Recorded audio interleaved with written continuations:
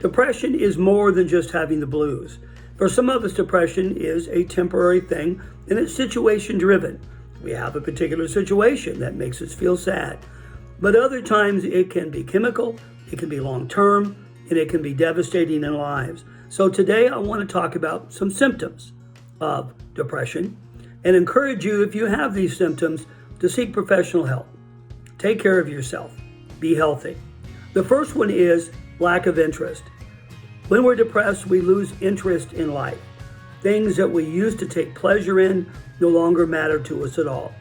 Our friends, our hobbies, our family, the things we used to like to do just don't seem to matter.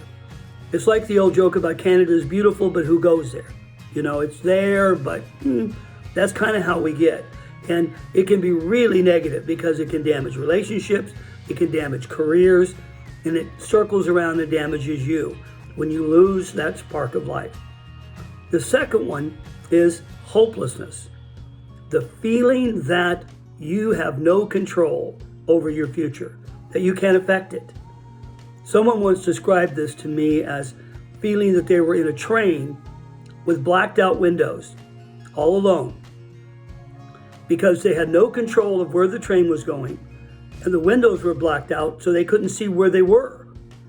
They just were along for the ride with no ability to affect their own future and no hope that it would be positive because there's no sign of positive future involved for them. They're just stuck right there. So a sense of hopelessness that it won't get better. There's nothing you can do. You only can see the negative. A friend of mine who was a good counselor once said to me when I was feeling this way, I said, well, here's the things I know. You know, I laid out sort of a negative scenario for my future. And she said, those are the things you know, but what about the things you don't know? The surprises life has waiting for you. And she was exactly right. That situation evaporated, my life turned around, and many positive things have happened from that day forward that I couldn't have foreseen, especially the depth of depression.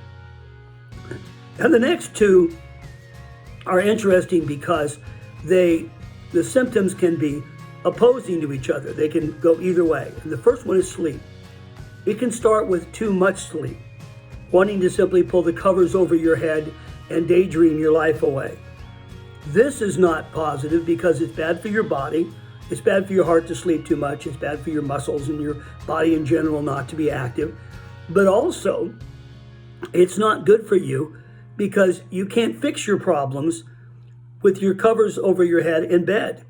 You have to be proactive and get out and face the stresses of life head on in order to make them better. So it feeds into that sense of hopelessness that it doesn't matter, just sleep the day away.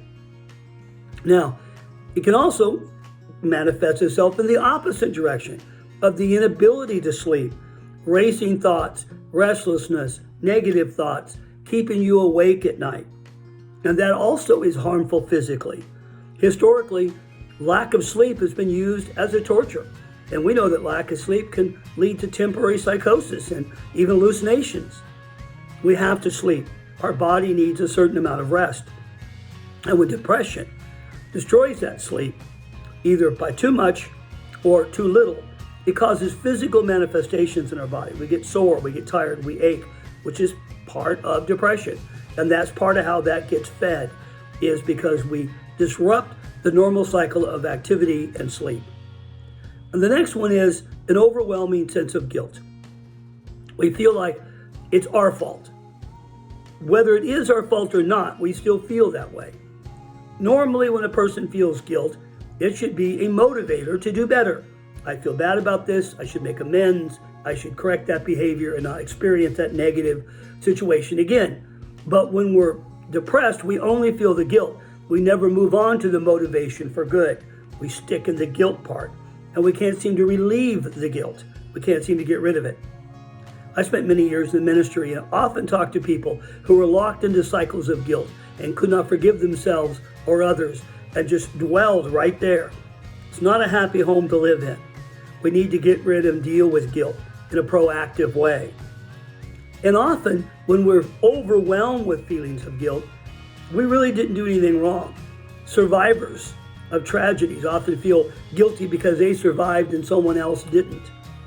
We borrow guilt We feel guilty for other people's actions, circumstances we can't control, and it becomes obsessive. So be careful. Guilt, obsessive guilt, is a sign of depression. And the next one is movement. And like sleep and food, it can take more than one direction. And that is, sometimes we don't move.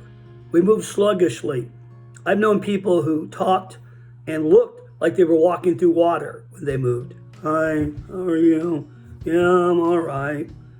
Got this kind of a slow motion, like their arms and limbs literally feel weighted down. That's how people describe it. Or, once again, you might exhibit the opposite behavior, and that is restlessness to the point that you can't carry on a conversation, that you bounce back and forth from one thing to other. Your attention level is gone. You can't focus. You're nervous. You're scared. You're unable to narrow down your attention to a time or to a circumstance. And the last and probably the most serious is suicidal thoughts. But let me be clear. Suicidal thought does not mean suicide. There are people who have suicidal thoughts who will never commit suicide. The majority of people who have suicidal thoughts never actually act on those feelings. But the feelings are a symptom. It goes all the way back to Job. Job is one of the most ancient books we know. It's a book in the Bible, but it's actually the oldest book in the Bible. Historically, it's one of the oldest documents in existence. And it says there, in the story of Job, who has terrible things happen to him, lots of tragedies, he says, better the day of my death than the day of my birth. And a lot of us have felt like that at times and under certain circumstances. It's a normal human emotion. However, when that thought becomes obsessive, we think about it over and over again. We think things like our family better off without us. The world doesn't need me. I don't matter. If I disappeared, no one would care. If we begin to have those kind of thoughts, it can lead to suicidal action, or it can simply feed the negative of depression to the point that all the symptoms become worse. And if you're having suicidal thoughts, you need to get help. If you're having more than a few of these symptoms, or you're concerned about your mental health, seek professional care. There's lots of it out there.